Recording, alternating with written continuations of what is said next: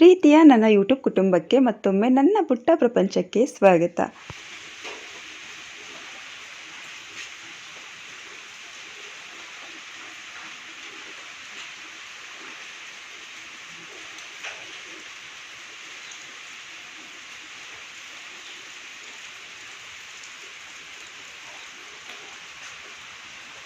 ಇದು ಸೋಮವಾರದ ದಿನದ ವ್ಲಾಗ್ ಆಗಿರುತ್ತೆ. ನಾನು ಭಾನುವಾರ ಲೈವ್ ಬಂದಿದ್ದೆ.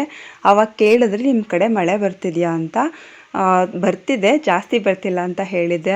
ಆದರೆ ಭಾನುವಾರ ರಾತ್ರಿ ಹಿಡ್ಕೊಂಡು ಮಳೆ ಸೋಮವಾರ ಪೂರ್ತಿ ರಾತ್ರಿವರೆಗೂ ಬರ್ತಾನೆ ಇತ್ತು. ಸೈಕ್ಲೋನ್ ಬಂದಿತ್ತು. ಜೊತೆಗೆ ಈ ಮಳೆ ಇರೋದ್ರಿಂದ ನಮ್ಮ ಮಂಡ್ಯ ಜಿಲ್ಲೆಯಲ್ಲಿ 2 ದಿನ ರಜಾ ಕೂಡ ಕೊಟ್ಟಿದ್ದರು. ಅಂದರೆ ಸೋಮವಾರ ಮತ್ತು ಮಂಗಳವಾರ 2 ದಿನ ರಜಾ ಇತ್ತು. ಅದಿರಲಿ, ಹೂವಂತೂ ಇವಾಗ ಅರ್ಧ kg ಮೇಲೆ ಸಿಗ್ತಿದೆ. ಆದರೆ ಬೆಳಗ್ಗೆ ಮಳೆ ಬಂದಿದ್ದರಿಂದ ಹೂ ಕುಯ್ಯೋದಕ್ಕೆ ತುಂಬ ಕಷ್ಟ ಆಯಿತು. ಅವ್ರು ಮಾತ್ರ ಕುಯ್ತಿದ್ರು, ನನ್ನ ಹಸ್ಬೆಂಡ್ ಮಾತ್ರ ಹೂ ಕುಯ್ತಿದ್ರು. ಪಾಪ ಮಳೆ ಒಳಗೆ ಅವರೊಬ್ಬರೇ ಕುಯ್ತಾರಲ್ಲ ಅಂದ್ಕೊಂಡು ನಾನು ಛತ್ರಿ ಹಿಡ್ಕೊಂಡು ನಾನು ಸ್ವಲ್ಪ ಕುಯ್ಕೊಟ್ಟಿದ್ದೀನಿ. ಸಾಕಪ್ಪ ಅನ್ನುವಷ್ಟು ಮಳೆ ಬಂತು. ನಿಮ್ಮ ಕಡೆ ಕೂಡ ಇಷ್ಟೇ ಮಳೆ ಬಂದಿದ್ರೆ ಕಮೆಂಟ್ ಮಾಡಿ ತಿಳಿಸಿ. ಬೆಳಿಗ್ಗೆ ಶಾರುಗೆ ಬೆಂಡೆಕಾಯಿ ಪಲ್ಯ ಮತ್ತು ಚಪಾತಿ ಮಾಡಿದ್ದೆ. ಆದರೆ ರೆಡಿನೂ ಕೂಡ ಮಾಡಿದ್ದೆ, ಬಾಕ್ಸು ಕೂಡ ಹಾಕಿದ್ದೆ. ಇದು ಮಧ್ಯಾಹ್ನದ್ದು ನೋಡಿ, ಸೋನೆ ಬರ್ತಿದೆ. ಬೆಳಿಗ್ಗೆ ಅವಳು ಬಾಕ್ಸಿಗೆ ಹಾಕಿದ್ದು ಚಪಾತಿನೇ ನಾನು ಎತ್ಕೊಂಡು ತಿಂದಿದ್ದಾಯಿತು. ಮಧ್ಯಾಹ್ನದ ಅಡುಗೆಗೆ ಬಿಸಿ ಬಿಸಿ ಉಪ್ಪು ಸಾಂಬಾರು ಮಾಡ್ಕೊಳ್ಳೋಣ ಅಂತ ಅಂದ್ಕೊಂಡಿದ್ದೀನಿ. ಅದಕ್ಕೆ ಉಪ್ಪು ಸಾಂಬಾರು ಮಾಡ್ತಾಯಿದ್ದೀನಿ. ಆಲ್ರೆಡಿ ಶಾರ್ಟ್ ವೀಡಿಯೋದಲ್ಲಿ ಅಪ್ಲೋಡ್ ಮಾಡಿದ್ದೀನಿ. ಆದರೆ ಅದರಲ್ಲಿ ಡೀಟೇಲಾಗಿ ಹೇಗೆ ಮಾಡಿದೆ ಅಂತ ಹೇಳೋದಕ್ಕಾಗಲ್ಲ ಅಲ್ವಾ. ಸೊ ಅದಕ್ಕೆ ನಾನು ನಿಮಗೆ ಹೇಗೆ ಮಾಡೋದು ಅಂತ ತಿಳಿಸ್ಕೊಡ್ತಾ ಇದ್ದೀನಿ. ಮೊದಲು ಕುಕ್ಕರ್ಗೆ ತೊಗರಿಕಾಳು ಹಾಕಿ, ಹೀರೆಕಾಯಿ ಹಾಕಿ, ಆಮೇಲೆ ಒಂದು ಟೊಮೊಟೊ ಹಾಕ್ತಾಯಿದ್ದೀನಿ. ಇವಾಗ ನೀರನ್ನು ಹಾಕಿ ರುಚಿಗೆ ಎಷ್ಟು ಬೇಕಷ್ಟು ಉಪ್ಪನ್ನು ಹಾಕ್ತಾಯಿದ್ದೀನಿ. ನೀವೇನಾದರೂ ಬೇಳೆ ಹಾಕೋದಾದರೆ ಉಪ್ಪನ್ನು ಆಮೇಲೆ ಖಾರದ ನೀರು ಹಾಕಿದ್ಮೇಲೆ ಹಾಕಬೇಕಾಗತ್ತೆ. ಆದರೆ ಇದು ಆಮೇಲೆ ಹಾಕಿದ್ರೆ ಅಷ್ಟು ಚೆನ್ನಾಗಿರಲ್ಲ, ಅದಕ್ಕೆ ಇವಾಗಲೇ ಹಾಕ್ತಾಯಿದ್ದೀನಿ. ಇವಾಗ ಉಪ್ಸಾರು ಖಾರಕ್ಕೆ ರೆಡಿ ಮಾಡ್ಕೋತಾ ಇದ್ದೀನಿ. ಹುಣಸೆ ಹಣ್ಣನ್ನು ನಾನು ಸುಟ್ಕೊತೀನಿ ಯಾವಾಗ್ಲೂ ಸ್ವಲ್ಪ ಸ್ಟವ್ನಲ್ಲಿ. ತುಂಬ ಸಿಹಿಯೋ ಆಗಬೇಡ, ಅಂದರೆ ತುಂಬ ಸೀಸೋದು ಬೇಡ, ಸ್ವಲ್ಪ ಹಾಗೆ ಬಿಸಿ ಮಾಡಿಕೊಂಡ್ರೆ ಆಗುತ್ತೆ.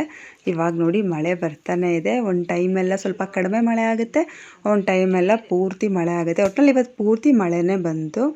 ಈ ಚಳಿ ಮಳೆಗಂತೂ ಉಪ್ಪು ಸಾಂಬಾರು ತುಂಬಾ ಚೆನ್ನಾಗಿರುತ್ತೆ. ಬೆಳಿಗ್ಗೆ ನಾನು ತೊಗರಿಕಾಳು ಗೊಜ್ಜು ಮಾಡಿ ಚಪಾತಿ ಮಾಡೋಣ ಅಂತ ಅಂದ್ಕೊಂಡಿದ್ದು.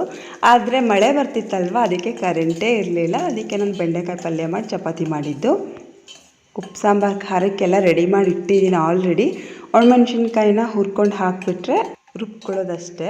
ಹಸಿಮೆಣ್ಸಿನ್ಕಾಯಿ ಕೂಡ ಇತ್ತು ಮನೆಯಲ್ಲಿ. ಹಸಿಮೆಣ್ಸಿನ್ಕಾಯಿ ಖಾರನೇ ಅರಿಬಹುದಾಗಿತ್ತು.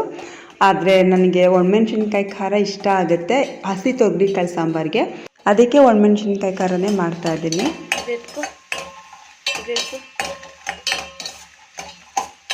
ನೀನು ಕೊಟ್ಟಿರೋ ಕಡಾಯಿಲಿ ಮಾಡಿರೋದು, ನೀನು ಕೊಟ್ಟಿರೋ ಕಡಾಯಿಲಿ ಮಾಡಿರೋದು. ಸಾನ್ನಿಧ್ಯ ಅವ್ರಿಗೆ ರಜಾ ಕೊಟ್ಟಿದ್ದಾರೆ, ರಜಾ ಮಜಾ ಮಾಡ್ತಾಯಿದ್ದಾರೆ. ನೀನು ಅಂತ ತೋರಿಸು ಮಗಳೇ. ಬೈಲಿ ಚಿನ್ನವ, ಬೈಲಿ ಶರವ. ಈ ಚಳಿಗೆ ಪಾತ್ರೆನೇ ತೊಳೆದಿಲ್ಲ, ಪಾತ್ರೆ ಎಲ್ಲ ಹಾಗಾಗೇ ಇದೆ. ಅಂತ ತೋರಿಸು. ಎಲ್ಲ ಉದ್ಬೇಕಂದ್ರೆ ನನ್ನ ಮಗಳು ರಜ್ಜಿಕೆಯಲ್ಲಿ ಯಂತ್ರ ಬೇಕು ಅಂತ ತರಿಸ್ಕೊಂಡಿದ್ದಾಳೆ ದೇವಸ್ಥಾನದಿಂದ. ತೋರಿಸೆ ಯಂತ್ರನ, ತೋರಿಸು ಮಗಳೇ.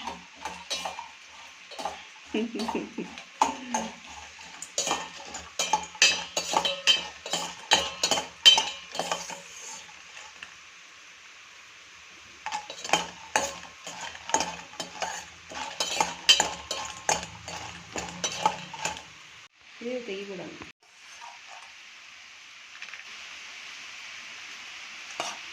ಮಳೆ ಜೋರು ಆಯಿತು.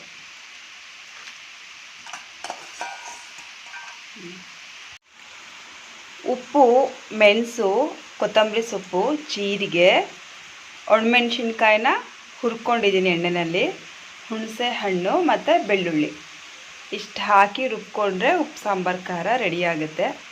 ನೀವು ಮತ್ತೇನು ಹಾಕ್ತೀರಾ ಅಂತ ಕಮೆಂಟ್ ಮಾಡಿ ತಿಳಿಸಿ. ಅವಾಗೆಲ್ಲ ಹುಚ್ಚಳು ಕೂಡ ಹಾಕೋತಿದ್ರು, ಹಾಕಿದ್ರೆ ಚೆನ್ನಾಗಿರುತ್ತೆ ನೋಡಿ. ಇವಾಗ ಎಲ್ಲವನ್ನು ಹಾಕ್ಕೊಂಡು ರುಬ್ಕೊಂಡಿದ್ದೀನಿ. ನಾನು ಪೂರ್ತಿ ಕಪ್ಪಗೆ ಹುರ್ಕೊಂಡಿದ್ದೆ ಅಲ್ವಾ ಒಣಮೆಣ್ಸಿನ್ಕಾಯಿ, ಆದರೂ ಕಪ್ಪಗೇನು ಆಗಲ್ಲ, ಖಾರ ಕೆಂಪುಗೆ ಆಗುತ್ತೆ. ಅಷ್ಟು ಹುರ್ಕೋಬೇಕು, ಇಲ್ಲಾಂದರೆ ಒಳಗಡೆ ಬೀಜ ಎಲ್ಲ ಹುರಿದಿರಲ್ಲ ಸರಿಗೆ, ಹಸಿ ಅನ್ನಿಸ್ತಿರುತ್ತೆ. ಕಾಳೆಲ್ಲ ಚೆನ್ನಾಗಿ ಬೆಂದಿದೆ, ಹೀರೆಕಾಯಿ ಕಾಳು ಎಲ್ಲ ಚೆನ್ನಾಗಿ ಬೆಂದಿದೆ. ಬೇಳೆ ಏನಾದರೂ ಹಾಕಿದರೆ ನಾನು ಹೀರೆಕಾಯಿ ಯಾವಾಗಲೂ ಸಪ್ರೇಟಾಗಿ ಆಮೇಲೆ ಹಾಕ್ಕೋತೀನಿ. ಇದು ಹಸಿ ಕಾಳು ಕೂಡ ಜಾಸ್ತಿ ಬೇಯೋದು ಬೇಡ, ಹೀರೆಕಾಯಿ ಕೂಡ ಜಾಸ್ತಿ ಬೇಯೋದು ಬೇಡ ಅಲ್ವಾ, ಅದಕ್ಕೆ ಎಲ್ಲವನ್ನು ಒಟ್ಟಿಗೆ ಹಾಕ್ಕೊಂಡಿದ್ದೆ. ಇವಾಗ ಟೊಮೊಟೊ ಎತ್ಕೊಂಡು ನಾನು ಸ್ವಲ್ಪ ತಣ್ಣಗಾಗಲಿ ಅಂತ ಸ್ಮ್ಯಾಶ್ ಮಾಡ್ತಿಲ್ಲ, ಸುಮ್ಮನೆ ಹಾಗೆಯೇ ಸಿಪ್ಪೆಲ್ಲ ಓಪನ್ ಮಾಡ್ತಾಯಿದ್ದೀನಿ. ರುಬ್ಬೋದಕ್ಕೆ ಸಿಪ್ಪೆ ಕೂಡ ಹಾಕ್ಕೊತೀನಿ, ಸುಮ್ಮನೆ ಆರಲಿ ಅಂತ ಮಾಡಿಕೊಂಡೆ. ಇವಾಗ ಇಲ್ಲಿ ಒಂದು ಬೆಳ್ಳುಳ್ಳಿಯನ್ನು ಗೆಜ್ಜಿಟ್ಕೊಂಡಿದ್ದೀನಿ. ಇವಾಗ ಟೊಮೊಟೊ ತಣ್ಣಗಾಗಿದೆ. ನಾನು ಖಾರ ರುಬ್ಕೊಂಡಿದ್ದೆ ಅಲ್ವಾ ಮಿಕ್ಸಿ ಜಾರು, ಅದಕ್ಕೇ ಹಾಕ್ಕೊಂಡು ಒಂದು ರೌಂಡ್ ರುಬ್ಕೊತೀನಿ. ಮಿಕ್ಸಿ ಜಾರಲ್ಲಿರೋ ಖಾರವೆಲ್ಲ ನೀಟಾಗಿ ಬಳ್ಕೊಂಡು ಉಪ್ಸಾರು ಖಾರದೊಳಗಡೆ ಹಾಕೊಳ್ಳೋದು ಬೇಡ, ಸ್ವಲ್ಪ ಅಲ್ಲೇ ಬಿಟ್ಟಿದ್ದೀನಿ. ಯಾಕಂತ ಹೇಳಿದ್ರೆ ಈ ಖಾರದ ನೀರನ್ನು ನಾನು ಒಗ್ಗರಣೆ ಮಾಡ್ತೀನಿ. ಒಗ್ಗರಣೆ ಮಾಡಿದಾಗ ತುಂಬ ಚೆನ್ನಾಗಿರುತ್ತೆ ಉಪ್ಪು ಸಾಂಬಾರು, ಅದರಿಂದ ಒಗ್ಗರಣೆ ಮಾಡೋದಕ್ಕೆ ಅಂತ ಹೇಳಿ ಟೊಮೊಟೊ ಹಾಕ್ಕೊಂಡು ರುಬ್ಕೋತಾ ಇದ್ದೀನಿ. ಇಲ್ಲಿ ನೋಡಿ ಮಿಕ್ಸಿ ಜಾರ್ನಲ್ಲೇ ಸ್ವಲ್ಪ ಖಾರ ಇತ್ತಲ್ವ, ಅದ್ರ ಜೊತೆಗೆ ಟೊಮೊಟೊವನ್ನು ರುಬ್ಕೊಂಡು ಜಾರಲ್ಲಿರೋ ಖಾರ ಮತ್ತು ಜಾರದ ಮುಚ್ಚಳದಲ್ಲಿರೋ ಖಾರ ಎಲ್ಲವನ್ನು ಸ್ವಲ್ಪ ನೀರು ಹಾಕ್ಕೊಂಡು ಇಟ್ಕೊತಾ ಇದ್ದೀನಿ. ಯಾಕಂದರೆ ಉಪ್ಪು ಸಾಂಬಾರಿಗೆ ಖಾರದ ನೀರು ಅಂತ ಹಾಕ್ತೀವಿ. ಇದು ಬೇಕು ಅಂದರೆ ನೀವು ಬೇಕಾದ್ರೆ ಸಪ್ರೇಟಾಗಿ ಒಂದು ದೊಡ್ಡ ಬೋಸಿ ಇಟ್ಕೊಂಡು ಎಣ್ಣೆ ಹಾಕಿ ಬೆಳ್ಳುಳ್ಳಿ ಹಾಕಿ ಅದ್ರ ಜೊತೆಗೆ ಉಪ್ಸಾರು ಖಾರದ ನೀರನ್ನು ಹಾಕಿ ಉಪ್ಸಾರೆಲ್ಲ ಒಟ್ಟಿಗೆ ಬೇಯಿಸ್ಕೊಬೋದು. ಆದರೆ ನಾನು ಕುಕ್ಕರ್ನಲ್ಲಿರೋದ್ರಿಂದ ಒಣಮೆಣ್ಸಿನ್ಕಾಯಿ ಹುರ್ಕೊಂಡಿದ್ದಲ್ವ ಎಣ್ಣೆ, ಅದೇ ಎಣ್ಣೆ ಸಾಕಾಗುತ್ತೆ. ಅದಕ್ಕೊಂದು ಬೆಳ್ಳುಳ್ಳಿಯನ್ನು ಗೆಜ್ಜೆ ಹಾಕಿದ್ದೀನಿ. ಅದು ಸ್ವಲ್ಪ ಚೆನ್ನಾಗಿ ಅಲ್ಲೇ ಫ್ರೈ ಮಾಡಿ ಅದೇ ಎಣ್ಣೆಗೆ ಇವಾಗ ಉಪ್ಸಾರು ಖಾರದ ನೀರನ್ನು ಹಾಕ್ತಾಯಿದ್ದೀನಿ.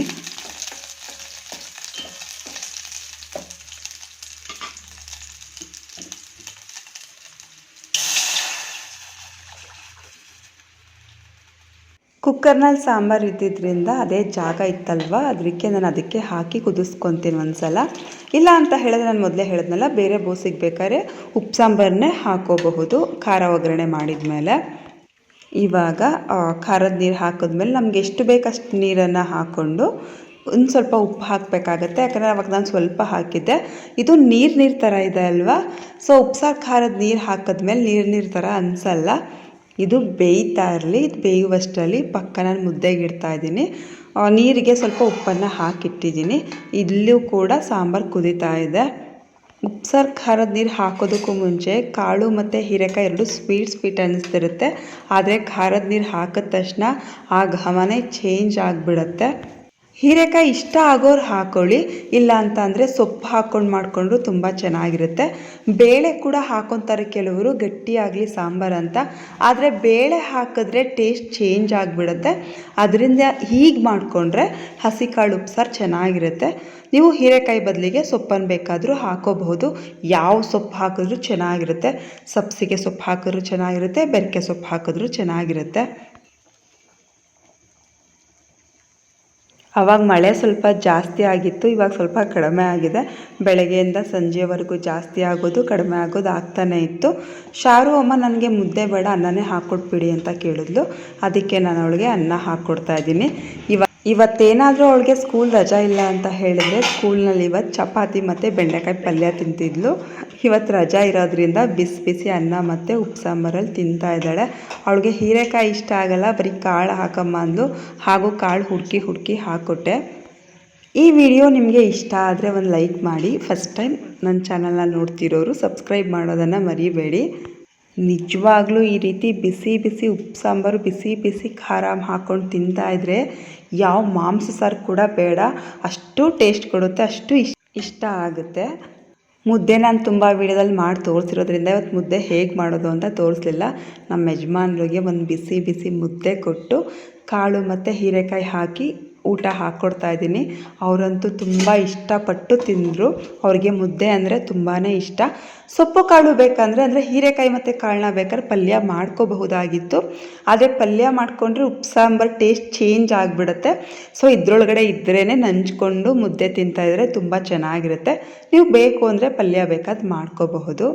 ಇವಾಗ ಹಸಿ ತೊಗರಿಕಾಳು ಅವರೆಕಾಳು ಸೀಸನೆಲ್ಲ ಇದೆ, ಆದಷ್ಟು ತರಿಸ್ಕೊಂಡು ಮಾಡ್ಕೊಂಡು ತಿನ್ನಿ, ಚೆನ್ನಾಗಿರುತ್ತೆ. ಈಗಿನ ಚಳಿಗೆ ತುಪ್ಪ ಹಾಕ್ಕೊಂಡು ತಿನ್ನಲೇಬೇಕು. ತುಪ್ಪ ಸ್ವಲ್ಪ ಜಾಸ್ತಿ ಯೂಸ್ ಮಾಡಿ, ಯಾಕಂದರೆ ಸ್ಕಿನ್ನೆಲ್ಲ ಬೇಗ ಡ್ರೈ ಆಗಿಬಿಡುತ್ತೆ. ತುಪ್ಪ ಹಾಕ್ಕೊಂಡು ತಿನ್ನೋದ್ರಿಂದ ಸ್ಕಿನ್ ಚೆನ್ನಾಗಿರುತ್ತೆ, ಡ್ರೈ ಆಗೋದಿಲ್ಲ. ಇವಾಗ ನೋಡಿ ನಿಂಬೆಹಣ್ಣು ಹಿಂಡ್ತಾ ಇದ್ದೀನಿ. ನಿಂಬೆಹಣ್ಣು ಹಿಂಡ್ಕೊಂಡು ತಿಂತಿದ್ರಂತೂ ಆಹಾ, ಇದ್ರ ಮುಂದೆ ಇನ್ನೇನು ಬೇಕು, ಏನು ಬೇಡ, ಇದೇ ಬೇಕು ಅಂತ ಅನಿಸುತ್ತೆ. ಉಪ್ಸಾರು ಇಷ್ಟ ಇಲ್ಲದಿರೋರು ಸಹ ಇಷ್ಟಪಟ್ಟು ತಿಂತಾರೆ. ಆಡ್ಬಿಟ್ಟು ಹೇಗಿತ್ತು ಅಂತ ಹೇಳಿ.